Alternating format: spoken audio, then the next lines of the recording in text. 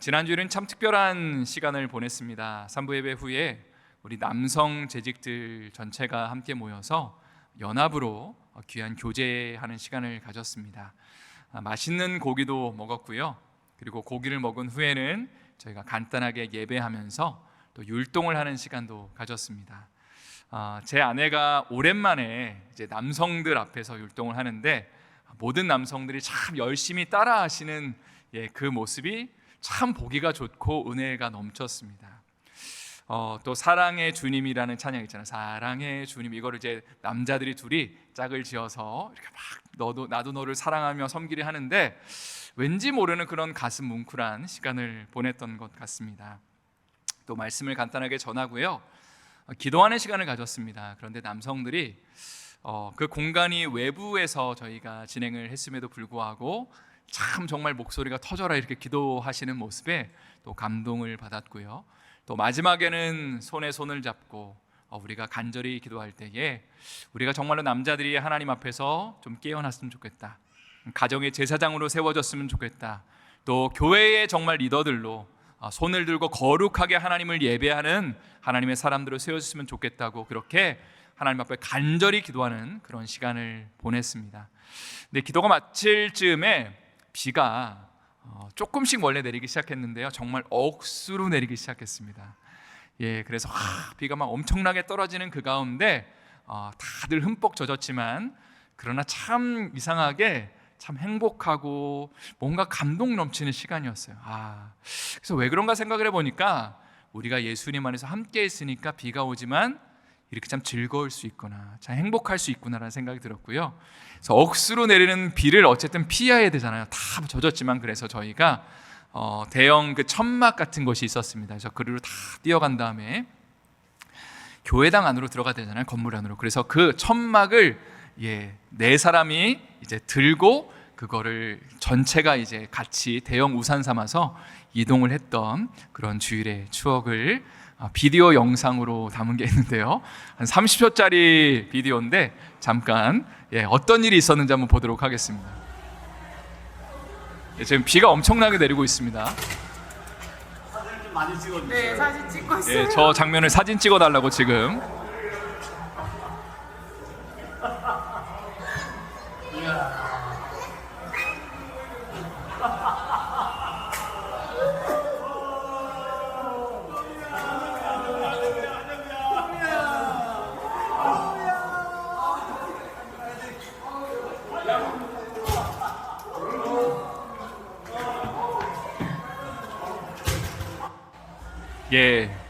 여기까지입니다. 우리 장로님들이 막 할렐루야 외치는 모습이 마치 정말 일주일 동안 정말 죽다가 살아 선교 어디 갔다가 온 그런 모습이 아닌가 생각하고요.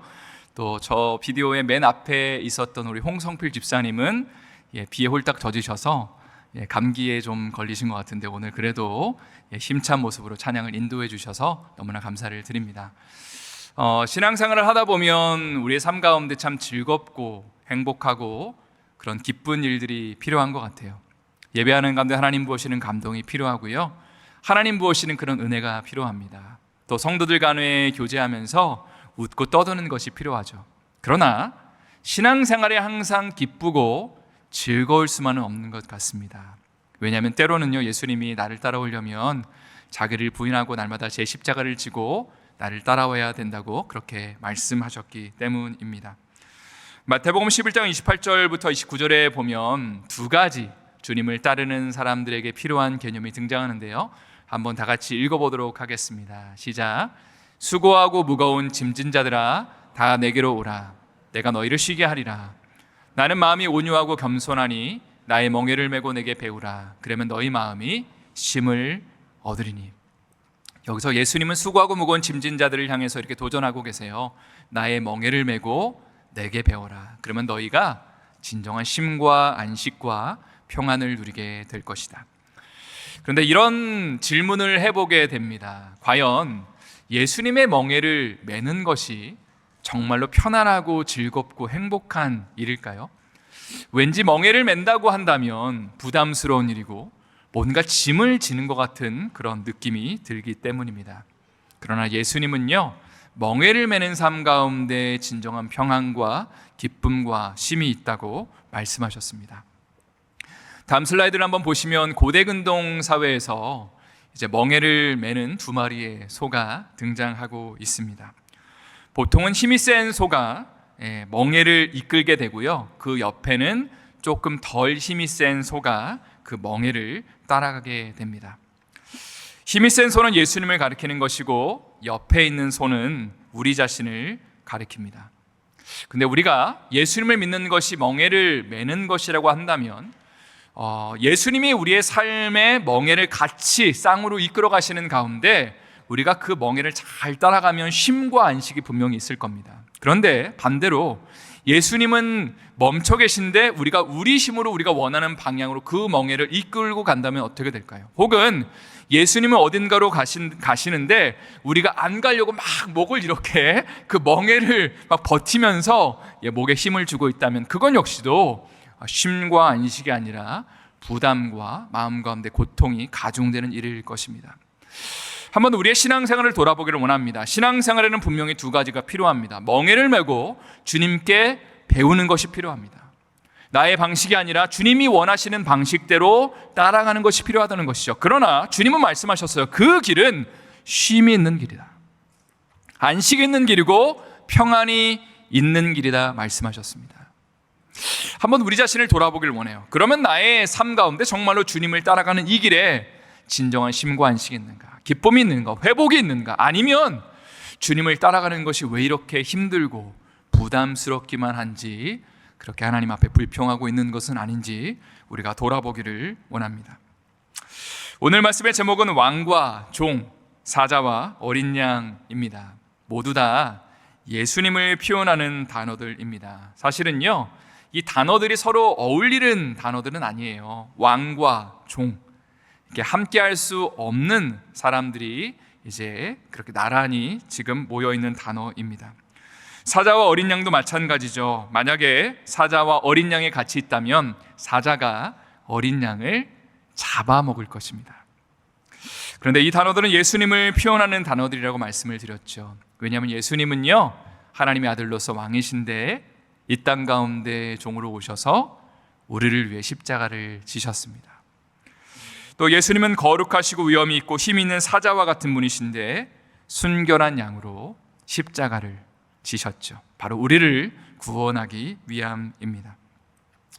이제 오늘 본문을 통해서 예수님의 이러한 두 가지 성품을 여러분과 함께 살펴보길 원하고요, 이 두 가지 성품 안에 나타나 있는 예수 그리스도의 복음에 대해서 여러분과 함께 살펴보기를 원합니다. 먼저 13절 말씀을 함께 읽어보도록 하겠습니다. 13절 말씀 읽겠습니다. 이때 예수께서 갈릴리로부터 요단강에 이르러 요한에게 세례를 받으려 하시니. 2주 전에 나눴던 내용을 좀 복습을 해보면요, 지금 요단강은 광야의 위치에 있다고 말씀을 드렸습니다. 사람들이 쉽게 찾아올 수 있는 곳이 아니라고 말씀을 드렸죠. 그런데 바로 이곳에 세례 요한이 회개의 세례를 전파하는데 수많은 사람들이 몰려들었습니다.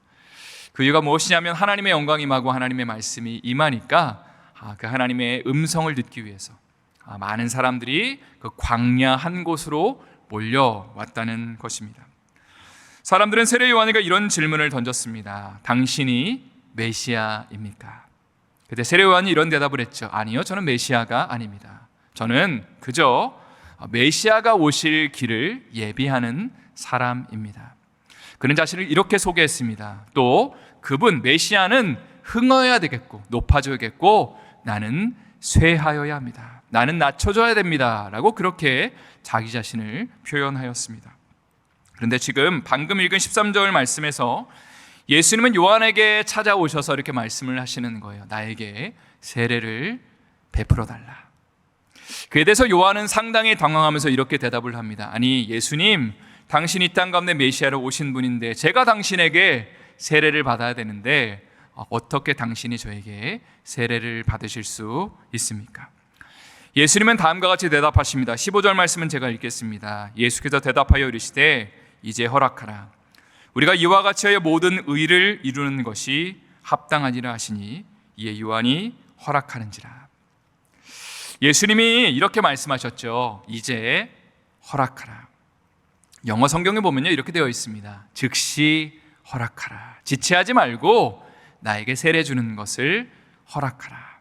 그리고 그렇게 할 때에 모든 의가 이루어지는 것이 합당하다. 이 말씀의 의미를 우리가 조금 더 살펴보기를 원합니다. 제가 지난주에 유카탄 선교를 다녀왔다고 말씀을 드렸습니다. 가서 참 복음을 많이 전하는 시간을 가졌고요. 감사한 것이 저희 팀에 스페니쉬를 정말 잘하시는 집사님이 계셔서 이제 가정 방문을 한 적이 있었는데요. 그곳에 가서 제가 한국말로 이제 복음을 전하면 이 집사님께서 유창한 스페니쉬로 저희의 그 복음 전하는 것을 통역해 주셨습니다.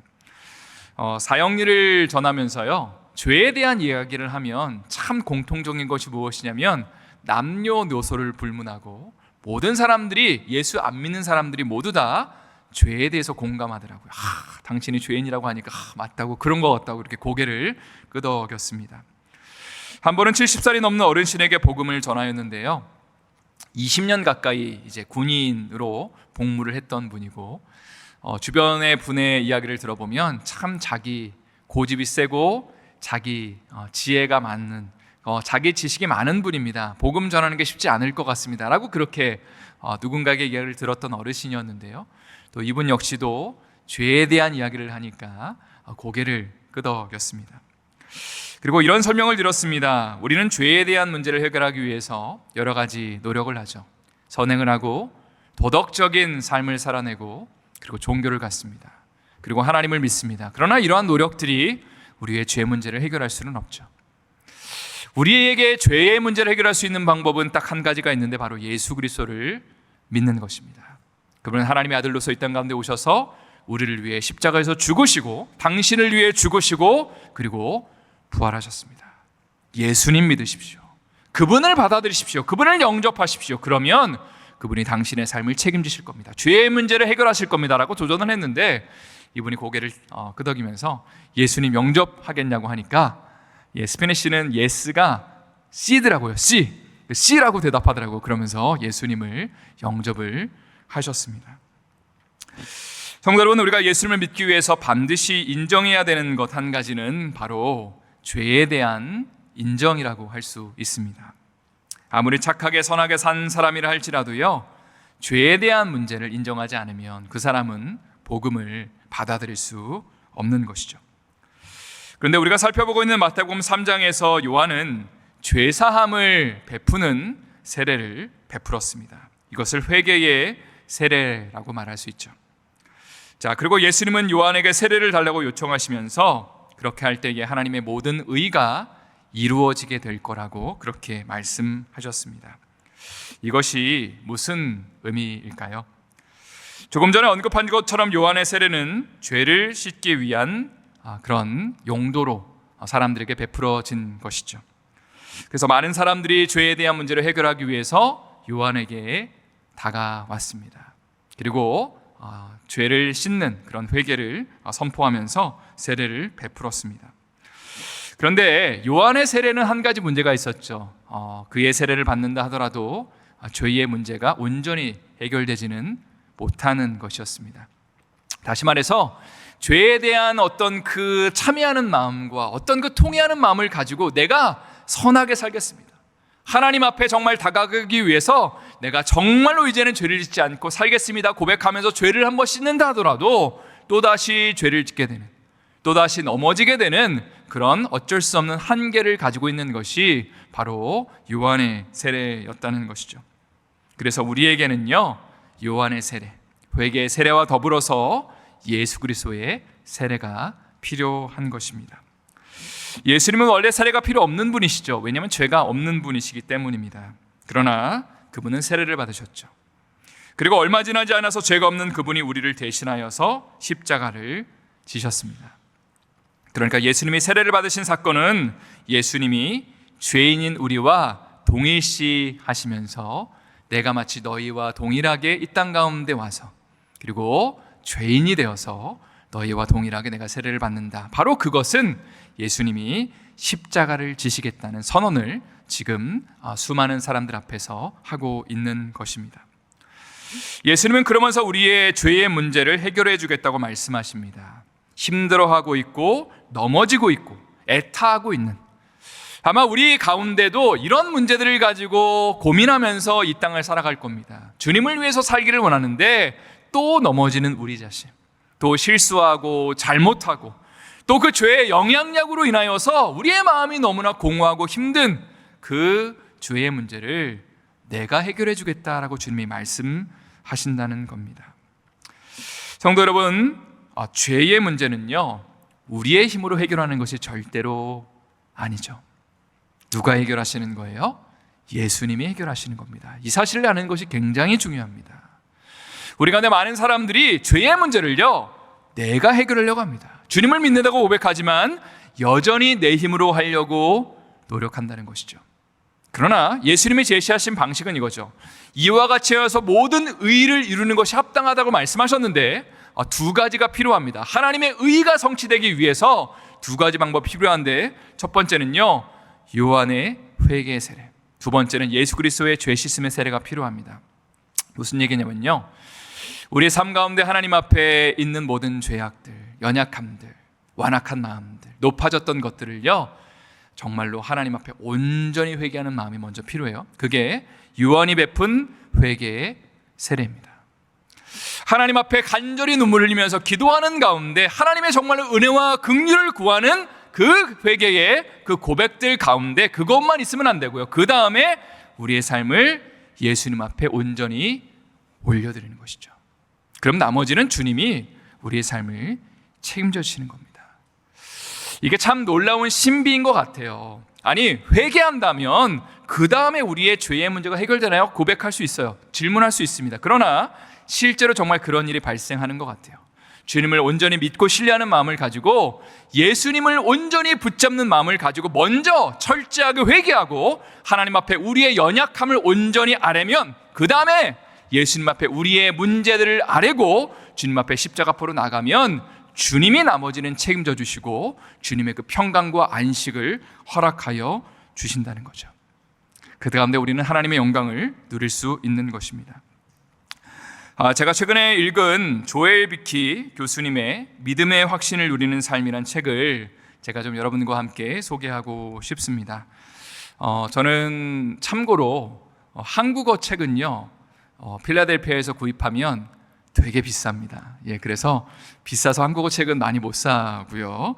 웬만하면 영어 책으로 좀 어렵지만 그렇게 읽는 편입니다. 그래서 제가 화면에도 이제 영어 책을 제가 띄워놨는데요.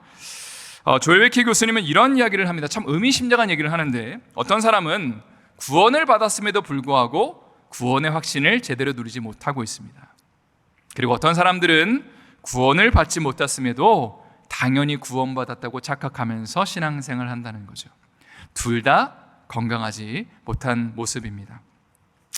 교수님은 구원의 확신을 갖는데 두 가지가 중요하다고 이야기를 하는데, 다음 슬라이드를 보시면요, 첫 번째는 우리가 무엇을 믿고 있느냐, 두 번째는 우리가 무엇을 행하고 있느냐, 이 두 가지가 중요하다고 이야기를 합니다. 먼저 우리가 무엇을 믿고 있느냐에 대한 부분은 우리가 머리로 무엇을 이해하고 있는지, 입술로 무엇을 고백하고 있는지, 그리고 가슴으로 무엇을 신뢰하고 있는지를 가리킵니다. 그러나 이것만으로는 구원의 확신이 불충분하다라고 이야기를 해요. 왜냐하면 우리가 복음을 제대로 믿고 있는지의 여부는 우리의 행함을 통해 드러날 수밖에 없기 때문이다.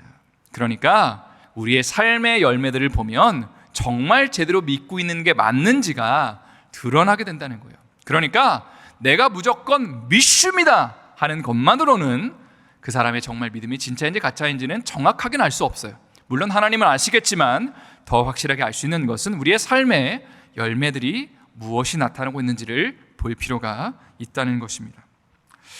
조엘 비키 교수님은 구원받은 사람은 어떤 삶을 살아야 되냐라는 질문에 대해서 마태복음 5장부터 7장에 나타난 산상수훈의 말씀을 따라 사는 것이 구원받은 자의 합당한 삶이다라고 가르칩니다. 가령 이런 것이죠. 구원받은 사람은 심령이 가난한 삶을 살아갑니다.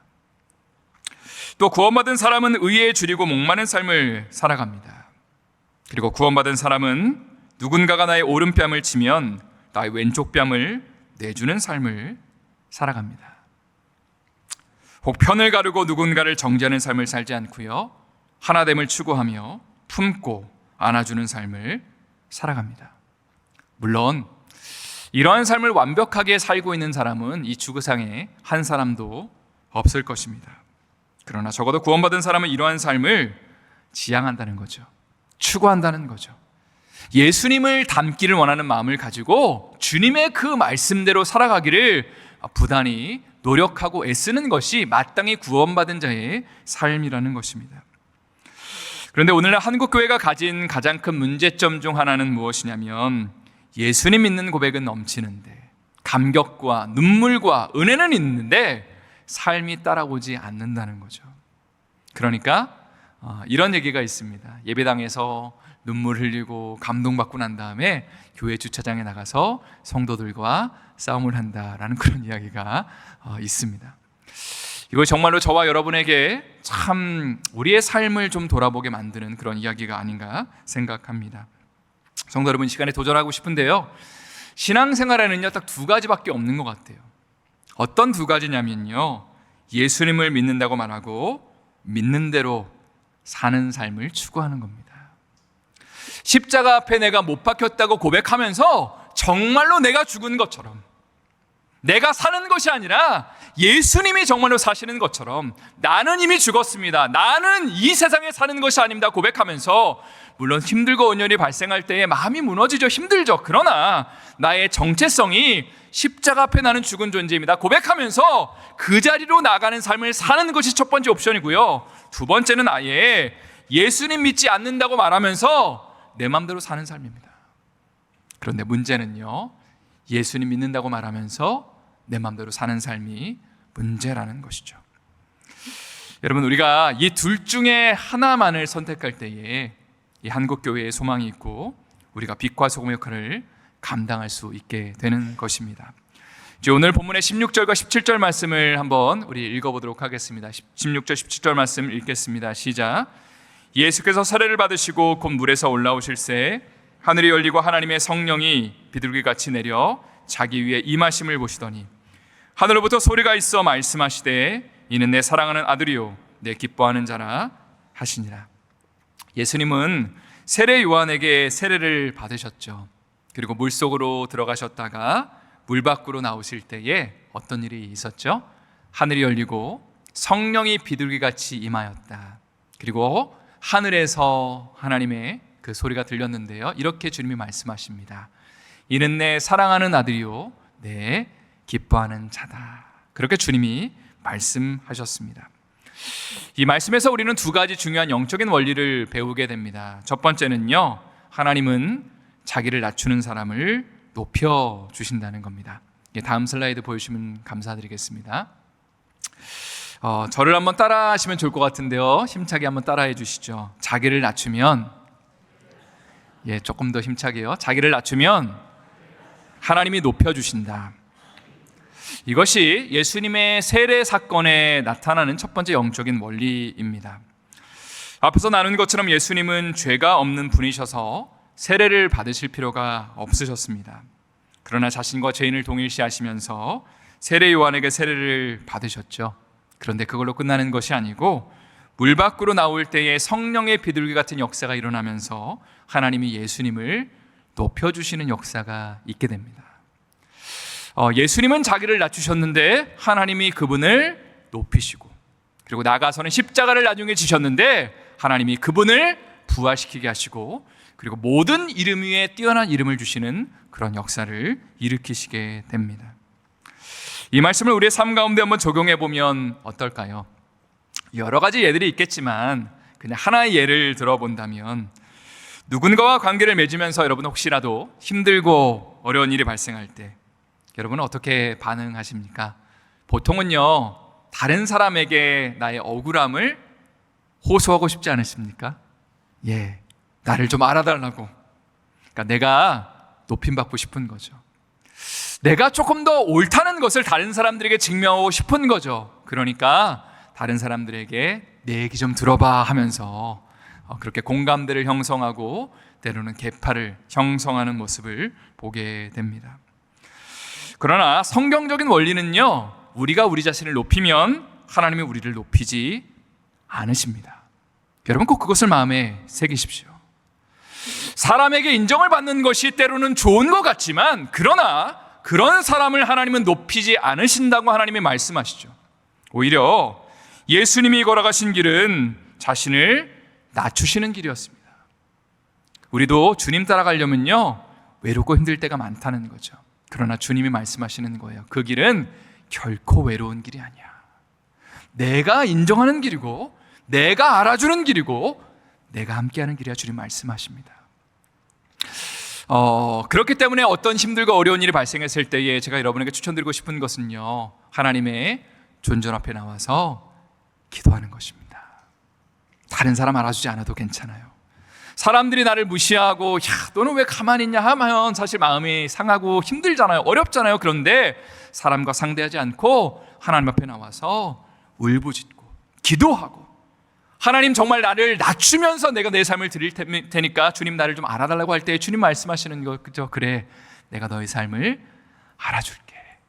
내가 너의 삶을 높여줄게. 내가 너의 삶을 정말로 온전히 인정해 줄게라고 주님이 말씀하신다는 것입니다. 그것이요 바로 예수님을 따라가는 삶이에요.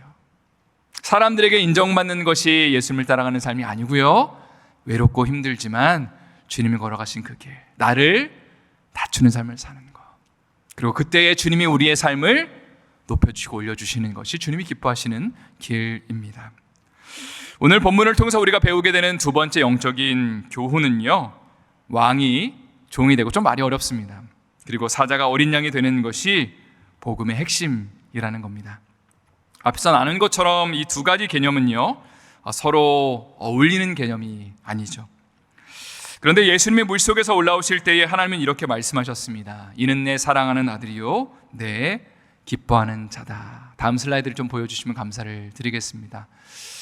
이 표현은요, 시편 2편과 이사야 42장에서 나온 말씀을 이제 예수님에 대한 예언의 장들입니다. 이 구약 성경에 이것을 하나님이 예수님이 세례 받으시는 그 현장에서 이것을 다시 한번 리마인드하면서 컨펌해 주시는 장면입니다. 이는 내 사랑하는 아들이요 내 기뻐하는 자다. 자, 이 말씀을 하나하나 잠깐 살펴보면요, 시편 2편 7절에 보면 하나님은 예수님을 향해서 너는 내 아들이라고 말씀하셨어요. 그런데 이사야 42장에 보면 하나님은요, 자신의 아들을 향해서 내가 붙드는 나의 종, 내 마음에 기뻐하는 자라고 말씀하셨습니다. 자, 아들과 종이라는 개념이 동시에 등장하고 있습니다. 사실 아들이면서 종이 되는 것이 여러분 가능할까요? 그것은 불가능합니다. 아들이면서 종이 된다는 것은, 아들이면 높임받는 거잖아요. 알아주는 거고 칭찬해 주는 거고 내 것을 같이 나누는 것이 아들인데, 종이 된다는 것은 내가 함부로 부리는 존재가 되는 것입니다. 그런데 복음이라는 것은 어떤 거죠? 하나님의 아들이 이 땅에 종으로 오셨다는 소식입니다. 십자가에 죽으셨다는 소식입니다. 하나님의 아들이신데 높임 받으셔야 되고 모든 사람들에게 영광을 받으셔야 되는 그 하나님의 그 영광스러운 아들이 이 땅 가운데 완전한 종이 되셔서 사람들에게 무시를 받고 천대를 받고 우리를 죽기까지 복종하면서 섬겨주셨다는 그것이 바로 예수 그리스도의 복음이죠. 그런데 그것으로 끝나는 것이 아니라 그 낮아짐 가운데 하나님이 그분을 높이는 그 부활의 영광이 있었다. 그리고 지금도 하늘 보좌 우편에 앉으셔서 우리를 다스리고 계신다는 것이 바로 복음의 내용입니다. 이제 이 말씀을 우리의 삶 가운데 한번 적용해 보기를 원합니다. 우리 안디옥 교회가 예수 그리스도의 복음의 본질을 추구한다는 것은 바로 이런 의미를 담고 있습니다. 두 가지를 담고 있는데 한번 잘 들어보십시오. 첫 번째는요, 하나님의 아들과 딸들로서 우리는 신앙생활의 감격을 누리고 존귀의 여김을 받아야 합니다. 한번 옆에 있는 분들에게 이렇게 인사했으면 좋겠습니다. 당신은 하나님의 아들입니다. 당신은 하나님의 딸입니다. 한번 인사할게요. 예. 마음 같아서는 당신은 하나님 나라의 왕자님입니다, 공주님입니다, 이렇게 인사를 하고 싶습니다. 우리가 하나님의 아들과 딸이 된다는 것은요, 하나님 나라에서 존귀 여김을 받는 것이죠. 예배 올 때마다 하나님이 은혜의 감격을 부어주시는 것이죠. 축복해 주시는 것이죠. 정말 마음이 지치고 힘들고 상한 자들마다 그래 일로와 하면서 우리를 안아주시고 우리를 격려해 주시고 우리의 마음을 높여주시는 거죠. 그래서 우리의 얼어붙었던 마음이 하나님의 그 손전 앞에 나오면 그래 괜찮아 하면서 우리를 아들이라고 딸이라고 그렇게 안아주시는 것이 신앙생활의 첫 번째 면이라는 겁니다. 그런데 두 번째 면은 무엇인지 아십니까? 하나님의 아들과 딸로서 우리는 종의 삶, 섬기는 삶을 살아야 하는 것입니다. 예수님이 그렇게 하셨어요. 자기를 부인하고 자기를 낮추는 모습을 보여주셨죠. 다른 사람을 사랑하고 품으셨습니다. 원수 같은 존재였지만 마지막까지 사랑하셨어요. 그를 위해서 눈물로 기도해 주셨어요. 전심의 마음으로 정말로 그를 사랑해 주시고 안아주셨어요. 그것이 하나님의 아들이 이 땅 가운데 종의 모습으로 오신 그 사건의 의미입니다. 그리고 잃어버린 자를 찾아다니면서 그 잃어버린 자를 당신의 하나님의 그 품에 안겨주셨습니다. 마지막으로 한 가지 이야기를 하고 오늘 말씀을 마치기를 원합니다. 여러분, 제가 요즘에 실천하는 것 중에 하나가요, 낮 시간에 제가 2층 예배실에 가서 좀 기도하는 시간을 갖고 있습니다. 물론 새벽마다 한 1시간 정도씩 이제 따로 개인 기도 시간을 갖고 있지만 하나님이 좀 더 기도해라 그런 마음을 많이 부어주세요. 그래서 주님, 그러면 제가 기도하겠습니다. 정말 하나님 나라를 위해서 제가 좀 기도하겠습니다, 이런 결단을 하면서 제가 또 따로 기도 시간을 갖고 있습니다. 근데 어제는요, 기도를 하는데 참 부끄러운 얘기지만 제가 그렇게 안 보이지만 참 감수성이 풍부한 남자인 것 같습니다. 그래서 기도하는 가운데 하나님이 부어주시는 그 눈물과 또 저는 눈물만 나오는 것이 아니라 콧물도 많이 나옵니다. 은혜를 많이 받으면 이게 너무 많이 나오고 민망할 정도로, 정말로 창피할 정도로 많이 나오면서 기도를 했습니다. 두 가지 때문에 좀 그랬던 것 같아요. 한 가지는 최근에 많이 아프신 분들 한 분 한 분을 놓고 기도하는데 하나님이 부어주시는 그런 긍휼의 마음이 임했습니다. 하나님, 좀 이분 한 분 한 분을 하나님이 좀 만져주세요. 하나님 좀 안아주세요. 하나님 치료해주세요. 하나님 기적을 베풀어주세요. 그런 마음을 가지고 기도하는 가운데 정말로 하나님의 마음을 제가 받았습니다. 두 번째는 좀 죄송한 이야기입니다. 그래도 여러분과 나누고 싶은데, 최근에 성도들 사이에 좀 관계가 좋지 않다라는 그런 이야기를 들었습니다. 이런 얘기를 들으면요, 사실 목회자로서 참 마음이 속상하죠.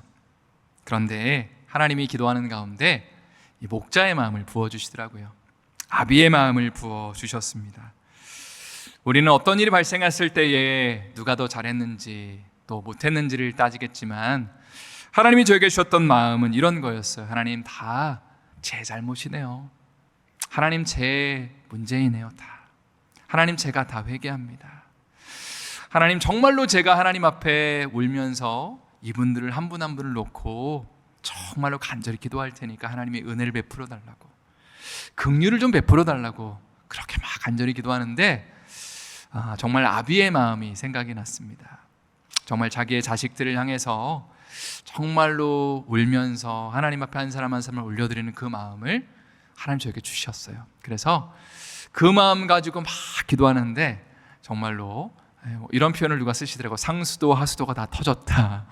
그래서 정말 펑펑 울면서 하나님 앞에 기도하고 난 다음에 좀 민망하잖아요. 그래서 누가 보는지 안 보는지를 살피면서 화장실로 바로 달려가서 빨리 이렇게 세수를 했던 그런 경험을 가졌습니다. 말씀을 마치면서 여러분에게 이런 질문을 드리고 싶어요.